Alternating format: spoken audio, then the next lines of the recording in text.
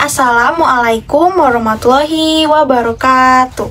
Perkenalkan, kami dari kelompok 4. Nama saya Nurul Aulia Absari. Nah, di sini kami akan menjelaskan tentang establishing goals and objective atau penentuan tujuan dan sasaran. Apa sih establishing goals and objective itu? Establishing goals and objective atau penentuan tujuan dan sasaran adalah langkah tentang melihat ke dalam dan memutuskan apa yang ingin kita capai. Untuk lebih memahami langkah ini, kita perlu memahami konsep kembar tujuan dan sasaran. Perlu dicatat bahwa hubungan masyarakat dan strategi pemasaran umumnya membuat perbedaan bahwa goals bersifat umum dan global, sementara objektif bersifat spesifik. Dalam strategi perencanaan, berikut adalah definisi singkat dari konsep-konsep kunci yang digunakan dalam langkah ini dan akan disempurnakan di halaman-halaman berikutnya. Yang pertama ada positioning statement, adalah ekspresi umum tentang bagaimana sebuah organisasi menginginkan publik untuk membedakan vis-a-vis pesaingnya. Nah, yang kedua ada a goal, adalah indikasi global tentang bagaimana suatu masalah harus diselesaikan. Dan yang ketiga ada an objective, adalah pernyataan hasil spesifik yang diharapkan untuk publik menunjukkan cara untuk lebih tepatnya mengkonseptualisasikan tujuan. Konsep kunci yang pertama adalah positioning, pendekatan yang sukses untuk komunikasi strategis dalam lingkungan yang kompetitif, adalah memposisikan organisasi sesuai dengan ceruk tertentu sendiri. Positioning adalah proses mengelola bagaimana sebuah organisasi membedakan dirinya dengan makna unik dalam pikiran publiknya, yaitu bagaimana ia ingin dilihat dan dikenal oleh publiknya, terutama yang berbeda dari pesaingnya. Pernyataan posisi adalah artikulasi tentang bagaimana sebuah organisasi ingin dilihat dan dikenal, terutama vis-a-vis persaingannya. Konsep kekhasan adalah salah satu yang penting untuk semua organisasi. Seperti usaha besar dan kecil, organisasi pendidikan dan amal, kelompok politik dan layanan manusia, gereja dan tim olahraga. Dalam kebanyakan pengaturan, organisasi lebih dikenal kekhasan mereka daripada oleh kesamaan mereka. Misalnya, di bidang pendidikan tinggi, solusi atau lebih sekolah mungkin terletak di wilayah metropolitan tertentu. Masing-masing kemungkinan akan diidentifikasi oleh karakteristik uniknya, seperti universitas negeri besar, perguruan tinggi kecil yang bervariasi dengan gereja, sekolah swasta 2 tahun dengan harga tinggi, perguruan tinggi dengan kebijakan penerimaan terbuka, lembaga publik yang menengah yang dulunya adalah perguruan tinggi guru, dan sebagainya. Lalu bagaimana sebuah organisasi memposisikan dirinya sendiri? Pertama, melakukan dan menganalisis penelitian untuk menentukan bagaimana organisasi dirasakan oleh berbagai publik. Ini juga mempertimbangkan posisi yang dipegang oleh pesaing utamanya. Organisasi kemudian mengidentifikasikan posisi yang ingin dipegangnya, berusaha memanfaatkan keunikannya dan untuk membedakan dirinya dari pesaingnya. Setelah melakukan semua ini, organisasi mengembangkan strategi untuk mengubah posisinya saat ini atau hanya untuk mempertahankan ceruk yang sudah dipegangnya. Pastikan posisi yang Anda ingin realistis. Seorang perencana strategis yang baik akan waspada terhadap kepura-puraan dan peregangan di luar kemungkinan. Jangan bingung konsep hubungan masyarakat, posisi dengan penggunanya dalam pemasaran, di mana istilah mengacu pada pendekatan kompetitif untuk pesan persuasif, yaitu posisi sesuai dengan fitur seperti fokus pelanggan, keunggulan kompetitif, tanggung jawab sosial, gaya hidup, atau atribut produk. Contoh positioning statement. Berikut adalah beberapa contoh bagaimana berbagai organisasi dapat mencoba memposisikan diri. Perhatikan bagaimana setiap pernyataan menyoroti atribut yang diinginkan dari organisasi dengan menyeratkan perbedaan dari pesaing. Yang pertama, pemimpin yang menetapkan standar industri. Lalu nilai terbaik mencerminkan biaya rendah dan kualitas tinggi. Yang ketiga, yang paling ekonomis. Yang keempat, yang paling mahal dan paling bergengsi. Yang kelima, rumah sakit yang disukai oleh wanita. Lalu restoran yang ramah keluarga. Dan yang terakhir, merek hijau. Positioning ethics. Jangan menyatakan posisi yang Anda inginkan hanya untuk menyombongkan diri, terutama jika membual didasarkan pada pandangan realitas yang meningkat. Ingin menjadi yang pertama, terbesar, terbersih, atau tercepat tidak sama dengan benar-benar menjadi yang pertama, tercepat, atau apapun. Lebih penting lagi, jangan gunakan pernyataan posisi sebagai put down untuk organisasi lain. Misalnya, seorang kandidat untuk jabatan politik mungkin berusaha memposisikan dirinya sebagai seorang ibu sepak bola yang peduli dengan komunitasnya. Mungkin ada banyak potensi untuk daya tarik seperti itu. Tapi itu menimbulkan pertanyaan etis jika dia bertujuan untuk dilihat sebagai orang tua yang lebih baik daripada kandidat lainnya. Meskipun itu mungkin memang benar, jauh lebih baik bagi pemilih individu untuk menyimpulkan ini daripada bagi organisasi politik kandidat untuk secara eksplisit menyatakan tema penentuan posisi seperti itu. Untuk key konsep yang kedua ada goals. Dengan pernyataan posisi yang mengisyaratkan apa yang kita ingin orang pikirkan tentang kita mengalihkan perhatian kita ke pernyataan yang lebih langsung tentang apa yang ingin kita capai. Inilah yang disebut dengan goal. Ini adalah pernyataan singkat dan sederhana yang berakar pada visi atau misi organisasi dengan menggunakan bahasa sehari-hari. Goal mengakui masalah ini dan membuat sketsa bagaimana organisasi berharap untuk melihatnya diselesaikan. Goal dinyatakan secara umum dan tidak memiliki langkah-langkah, namun akan datang kemudian sebagai objektif. Dalam buku klasik Public Relation Management by Objective Norman Nager and T. Harrell Allen tahun 1984 menggunakan analogi transportasi. Goals profit the direction while objectives point the destination. Seperti kasus Patricia Swan dalam manajemen hubungan masyarakat dapat dikategorikan sebagai berkaitan dengan trinitas situasi hubungan masyarakat yang merupakan bagian dari fungsi manajemen dalam setiap organisasi. Yang pertama, reputation management goals deal with the identity and perception of the organization. Yang kedua, relationship management goals focus on how the organization connects with its publics. Yang ketiga, task management goals are concerned with getting certain things done.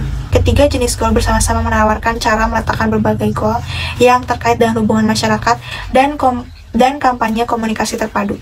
Tidak perlu, bahkan tidak mungkin bahwa setiap kampanye akan memiliki setiap jenis goal. Perencana mencampur dan mencocokkan ini karena menganggap sesuai dengan kampanye spesifik mereka. Siapa yang menentukan goal komunikasi organisasi? Umumnya, manajer hubungan masyarakat melakukannya. Biasanya sebagai implementasi dari rencana strategis organisasi. Yang idealnya orang-orang hubungan masyarakat telah memiliki andil dalam mengembangkannya. Ada dua sumber rencana organisasi keseluruhan ini yang menimbulkan goals. Mereka mungkin dokumen global seperti rencana bisnis strategis, atau mereka dapat tertanam dalam pedoman implementasi seperti rencana strategis tahunan atau pernyataan prioritas atau arahan. Goal hubungan masyarakat harus memetakan visi keberhasilan untuk prestasi dan konsekuensi yang penting bagi organisasi secara keseluruhan. Dengan demikian, perencana komunikasi strategis harus mencatat bagaimana organisasi mendefinisikan apa artinya menjadi sukses dan kemudian mengembangkan goals yang tumbuh dari pemahaman ini. Perkenalkan, nama saya Tera Taneri. Selanjutnya ada example of public relation goals. Yang pertama, reputation management goals, yaitu meningkatkan reputasi perusahaan dan industri. Yang kedua, meningkatkan kewibawaan rumah sakit sebagai pusat kedokteran olahraga. Ketiga, memperkuat citra organisasi dengan calon donor atau investor. Keempat, memperkuat posisi lembaga dalam gerakan lingkungan. Selanjutnya, relationship management goals. Yang pertama, mempromosikan apresiasi yang lebih baik dari perusahaan di antara klien potensial. Kedua, meningkatkan hubungan antara perusahaan dan pelanggannya. Ketiga, menjaga hubungan yang baik di tengah perubahan sosial dan organisasi. Selanjutnya ada tugas manajemen. Yang pertama, meningkatkan dukungan publik untuk tujuan organisasi, kemudian memajukan perusahaan sosial pada isu tertentu. Ketiga, dampak perilaku publik pada hal-hal terkait dengan misi organisasi.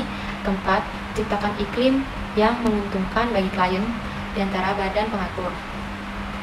Selanjutnya, menarik kerumunan yang terjual habis ke konser penggalangan dana. Habis itu ada tujuan manajemen reputasi berkaitan dengan identitas dan persepsi organisasi. Yang kedua, tujuan manajemen hubungan berfokus pada bagaimana organisasi berhubungan dengan publiknya. Yang ketiga, tujuan manajemen tugas berkaitan dengan menyelesaikan hal-hal tertentu. Dari ketiga jenis tujuan bersama-sama menawarkan cara untuk meletakkan berbagai tujuan yang terikat dengan hubungan masyarakat dan kampanye komunikasi terpadu. Yang menetapkan tujuan organisasi itu manajemen PR, yang biasanya sebagai implementasi dari rencana strategis organisasi. Dua sumber yang memunculkan tujuan yaitu rencana global seperti rencana bisnis strategis, atau dapat dimasukkan dalam pedoman pelaksanaan seperti rencana strategis tahunan atau pernyataan prioritas atau arah. Tujuan hubungan masyarakat adalah pernyataan yang konsisten dengan posisi organisasi dan muncul dari tujuan organisasi. Selanjutnya ada strategi tujuan. Yang pertama, objektif. Pernyataan yang jelas dan terukur ditulis untuk menunjukkan jalan menuju tingkat kesadaran, penerimaan, atau tindakan tertentu. Tujuan sering ditetapkan oleh manajer komunikasi menanggapi tujuan organisasi yang lebih luas, seperti tujuan berhubungan dengan hasil yang diinginkan daripada prosedur untuk mencapainya. Kemudian ada elemen tujuan. Elemen tujuan dibagi jadi 3 kali lipat dari tujuan. Artikulasi dari berbagai elemen yang diperlukan untuk mencapai tujuan yang akan menjadi efektif dan praktis. Kemudian ada akar dari tujuan. Tujuan tumbuh dari pernyataan tujuan organisasi yang dengan sendirinya muncul dari misi atau visi yang telah ditetapkan organisasi tersebut. Tujuan responsif terhadap isu tertentu yang organisasi telah diakui sebagai penting untuk efektivitasnya. Kemudian ada fokus umum.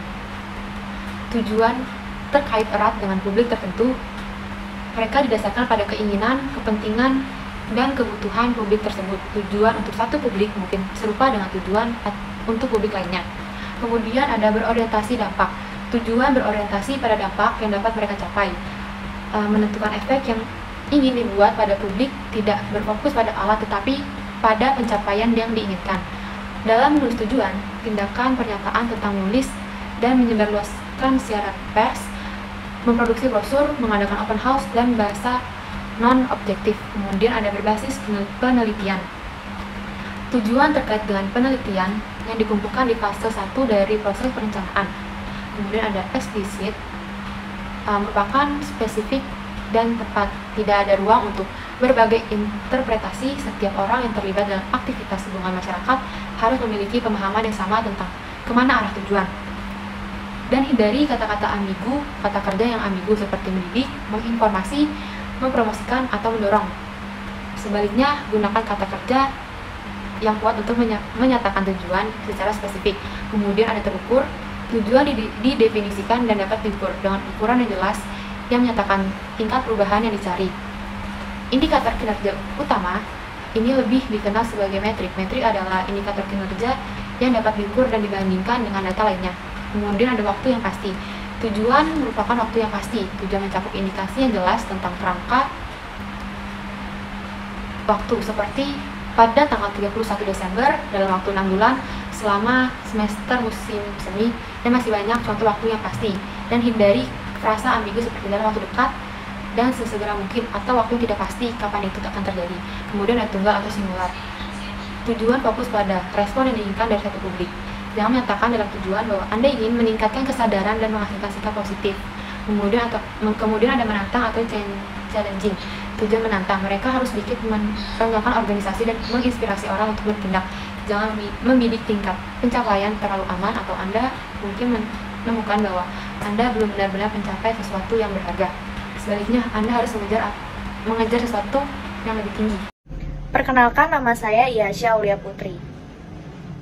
Contoh tujuan public relations berikut adalah contoh dari beberapa tujuan. Yang pertama adalah tujuan kesadaran.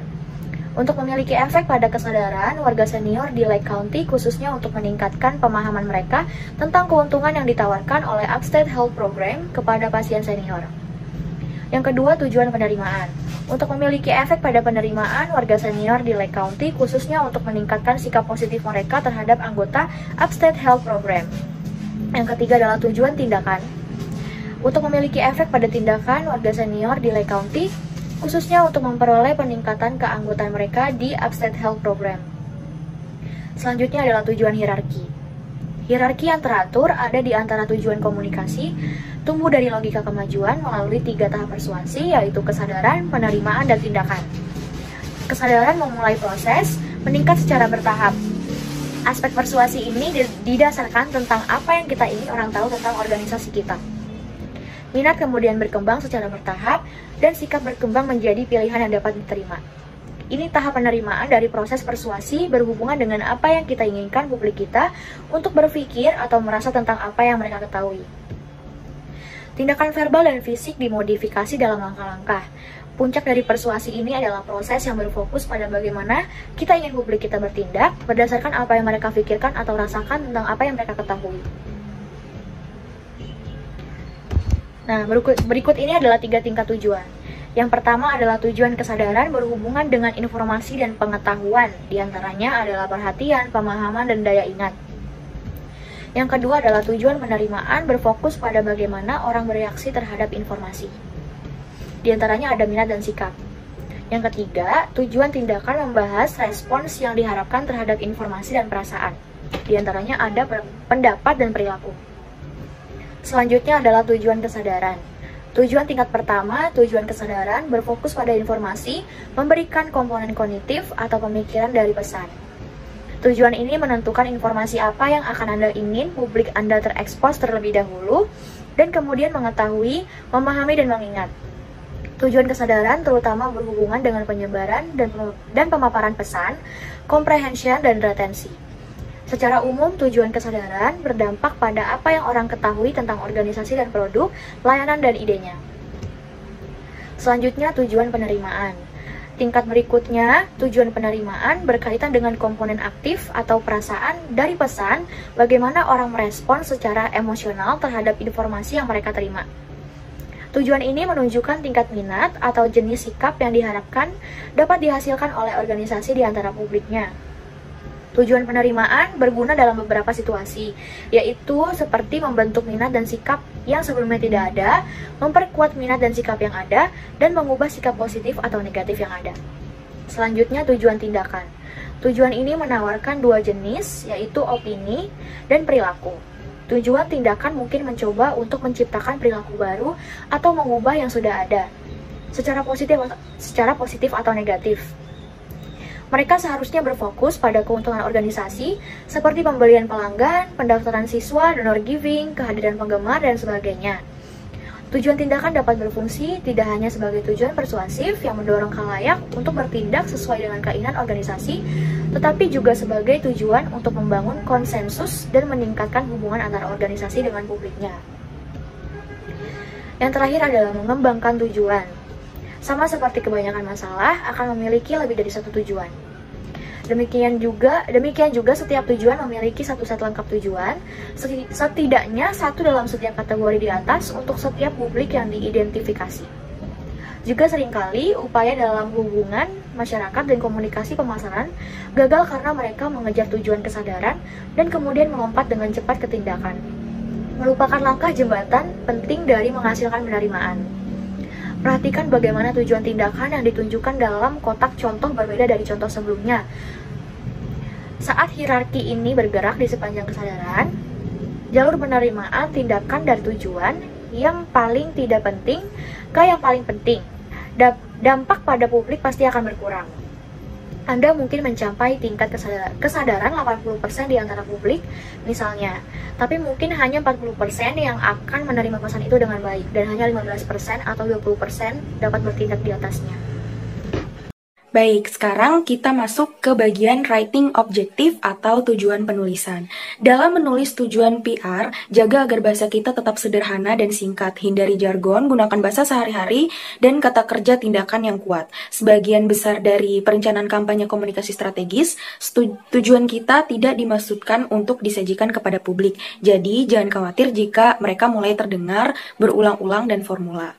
Nah, selanjutnya kita masuk ke writing PR objektif atau tujuan penulisan PR.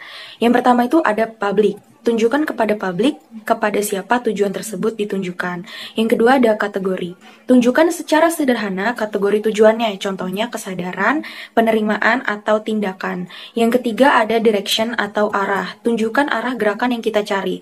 Nah, berikut ini adalah beberapa pilihannya. Yang pertama, untuk membuat atau menghasilkan sesuatu yang baru yang tidak ada sebelumnya. Terus ada juga untuk meningkatkan atau memaksimalkan kondisi, lalu untuk mempertahankan efek atau memperkuat kondisi saat ini, atau bisa juga untuk mengurangi atau meminimalisir sesuatu. Selanjutnya ada spesifik efek atau efek khusus. Tunjukkan efek spesifik yang akan kita tangani. Jika kita menulis tujuan kesadaran, efek spesifiknya juga harus berhubungan dengan penerimaan pesan, mengingatnya, dan dan memahaminya. Selanjutnya ada fokus. Tunjukkan fokus dari spesifik efek yang ingin kita capai. Berikan beberapa detail tentang apa yang ingin kita cari. Namun, jangan menjauh dari tujuan dengan memberikan informasi tentang strategi atau taktik, karena itu akan datang kemudian dalam proses perencanaan. Tetaplah mengartikulasikan dampak yang ingin kita harapkan untuk publik kita. Nah, selanjutnya ada ukuran kinerja.